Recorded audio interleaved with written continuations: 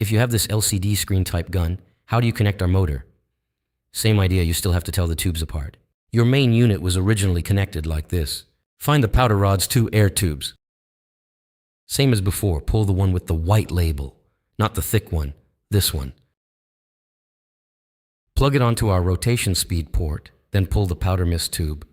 You must clearly tell apart the powder rod's powder volume and its powder mist. After plugging it over, what about here? You branch it off. We give you all these parts. A T. Connect the T the same way. See, almost nothing changed.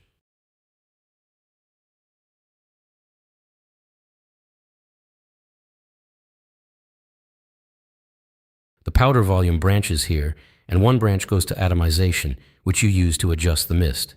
This is the powder volume, friends, and this is the atomization. Got it? If your powder rod has one tube on top and one on the bottom, look carefully. This is powder volume. This is powder mist. Pull off your powder mist tube and plug it onto our rotation speed port. Same here.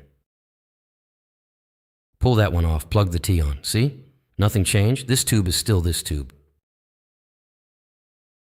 Then connect our tube here. We provide both large and small connectors.